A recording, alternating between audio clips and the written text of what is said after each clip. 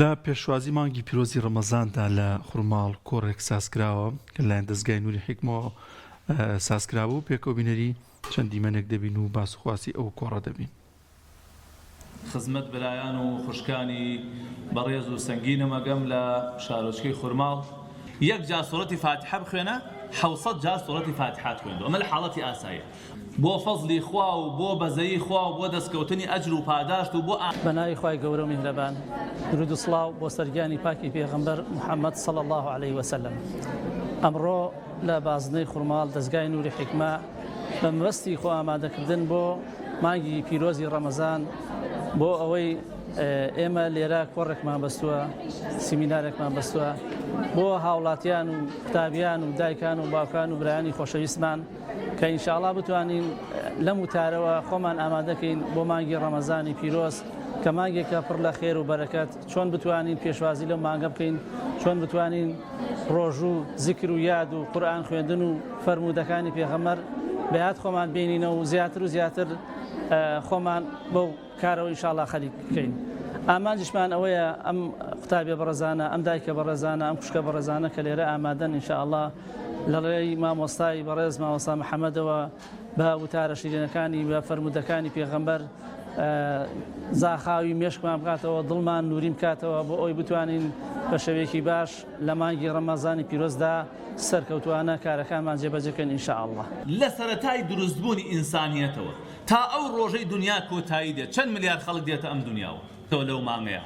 بۆیە ئەم دوعایە هەرگیز نابێت لە بیرمان بچێت.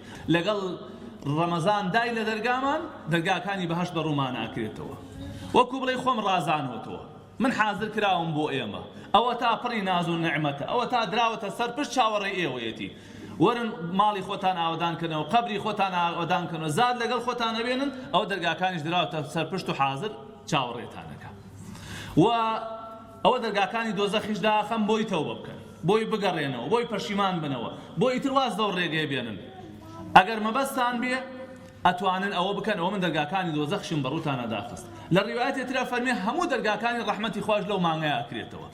یعنی ئەوەی ئەوێت تەوبە بکە با تەوبە بکە، ئەوەی ئەوێت توێش و کۆ بکاتەوە بابی کاتەوە، فرسەتە ئەو مانگە مانگی بەزەیی و لێبوردە و میهرەبانی خوای پەروەردگار. ئەمە لەگەڵ یەکەم چرکەساتی ئەم مانگەیە خوای رب العالمین ئەم دڵخۆشیە ئەدا بە ئیمانداران. هەرگیز لەو کاتێ ئەو دوعای ڕەت ناکرێت و ئینشاءڵڵا خوای گەورە قبوڵیکە. بۆیە ئینسانی ئیماندار زۆر دڵخۆشە. چی جنۆکەیش هەیە لەوەتی خوا دنیای دروست کردو تا دنیات کۆتایی پێدێ.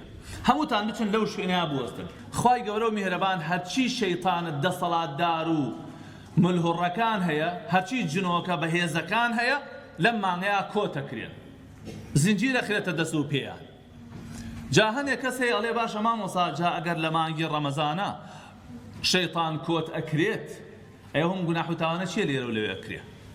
کاتێک کەوتێ شەیطان کۆت ئەکرێ یعنی هێز و توانا و دەسەڵاتی لاوازەکرێ، نەکرد ئیتر لە هێز بخرێ، بەڵکو ئەو تااقەتە و توانایی جارانی نامێنێ بەسەردا. ئەو هەڵخەڵەتاندنەی کە جاران خەڵکی پێ هەڵەخەڵەتان لە پێش ڕەمەزانە ئێستا ناتوانێت ئەوە بکە.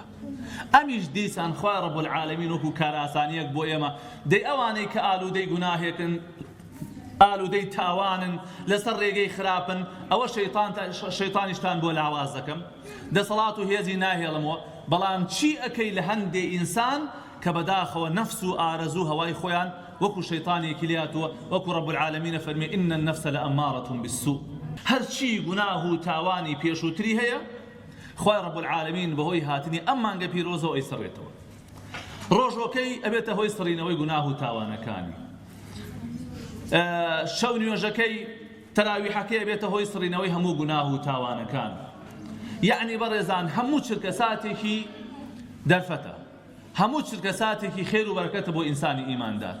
هەرچی دنیا هەیە سەیری ئەم ماڵەی خواکە و ڕوو لە ماڵەی خواکە نوێژەکە. لێرە بەولاوە کوێ